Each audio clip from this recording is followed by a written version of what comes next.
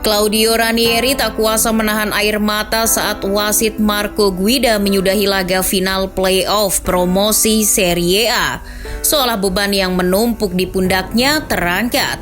Ranieri menyelesaikan misinya untuk membawa kembali Cagliari ke Serie A setelah dihantui kegagalan. Memenangi laga lewat agregat 2-1 atas Bari, Ranieri menunjukkan bahwa usia bukan penghalang untuk meraih prestasi. Di usia yang tak muda lagi, ia membuktikan kalau sentuhan magisnya belum luntur. Lantas, bagaimana kisah serangkaian magis Ranieri di sepak bola Eropa? Sebelum membantu Cagliari kembali ke Serie A, nama Claudio Ranieri naik daun kala membawa tim gurem macam Leicester City menjuarai Liga Inggris musim 2015-2016. Ranieri melakukannya dengan caranya sendiri dan itu jadi titel juara paling tak disangka dalam sedekade terakhir. Sebagai klub yang menjalani musim keduanya di papan atas Liga Inggris, The Fox menyimpang dari norma kebiasaan. Ranieri justru menyulap mereka jadi tim kuat yang menyaingi klub-klub papan atas macam Arsenal, Chelsea, Manchester United, dan Manchester City. Dalam sejarah Liga Inggris, sang juara liga biasanya bermodalkan peringkat 2 atau setidaknya 4 besar di musim-musim sebelumnya. Sedangkan Leicester bahkan hanya finish di urutan ke-14 Liga Inggris musim 2014-2015. Ranieri membentuk Leicester dengan pemain-pemain tak terkenal dan seadanya, namun solid. Ia mengubah Leicester jadi tim yang menghindari zona degradasi, menjadi tim pengganggu dominasi Big Six. Di industri sepak bola yang digerakkan oleh uang, Ranieri membuktikan kalau uang bukan segalanya.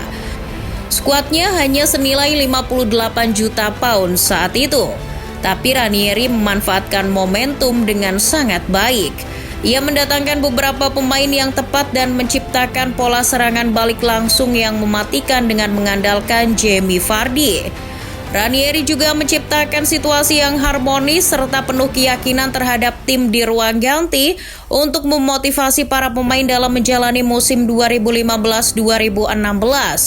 Poin-poin tersebut menghasilkan kemenangan demi kemenangan, dan dongeng Leicester City pun berakhir dengan indah.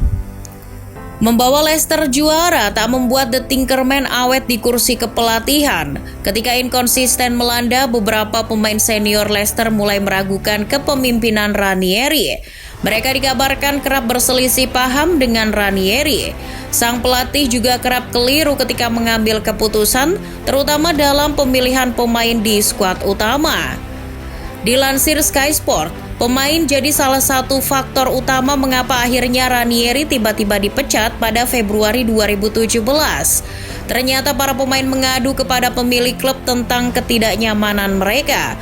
Pemecatan pun dilakukan persis setelah pemilik klub terdahulu, Vichai Srivadhanaprabha, bertemu para pemain untuk membahas krisis yang terjadi di dalam tim. Apakah ini sebuah bentuk dari pengkhianatan? Biar kalian sendiri yang menyimpulkan.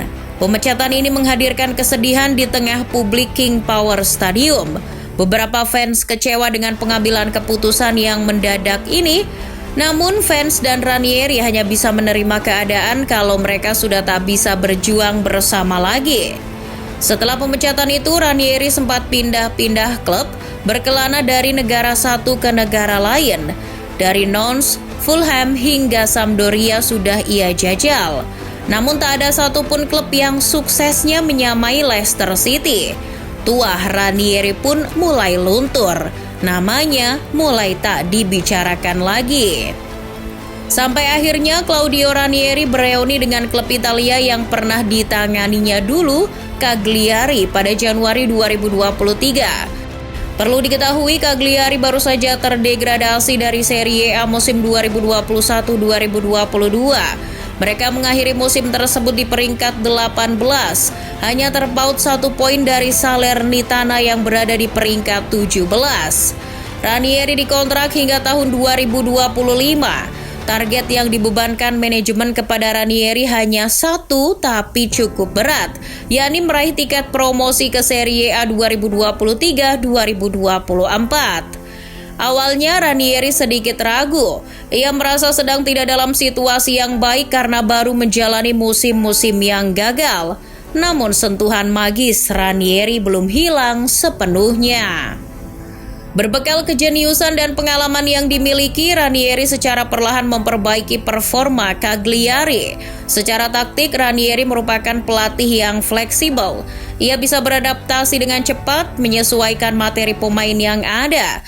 Karena menurutnya, formasi hanya acuan, yang penting adalah pola permainannya. Filosofi Ranieri berpusat pada sebuah pragmatisme. Ranieri tak masalah apabila timnya tak menguasai bola sepanjang pertandingan. Ia bahkan dengan sengaja membiarkan tim lawan mendominasi sambil menunggu momentum yang tepat untuk melayangkan serangan balik cepat dan mematikan. Ranieri membaca karakter tiap pemainnya dengan baik. Itu memudahkannya dalam menyusun starting line up dengan materi pemain seadanya. Pengalamannya juga membantu Ranieri membangkitkan motivasi tim. Ia membangun kedekatan dan komunikasi yang baik dengan para pemain dan staf kepelatihan. Itu bisa dilihat dari perayaan kemenangan atas Bari.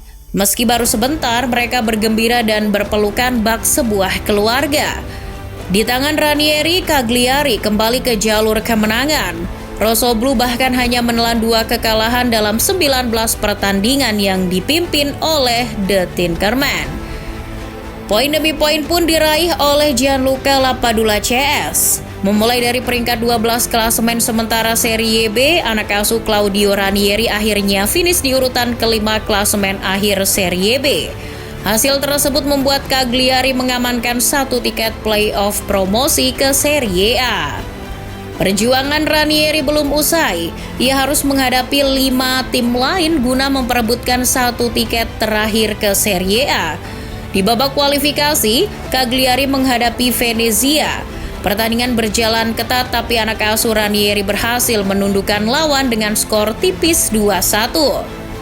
Melaju ke babak semifinal, Cagliari dihadang Parma. Di leg pertama, Cagliari menang dramatis 3-2 atas Parma.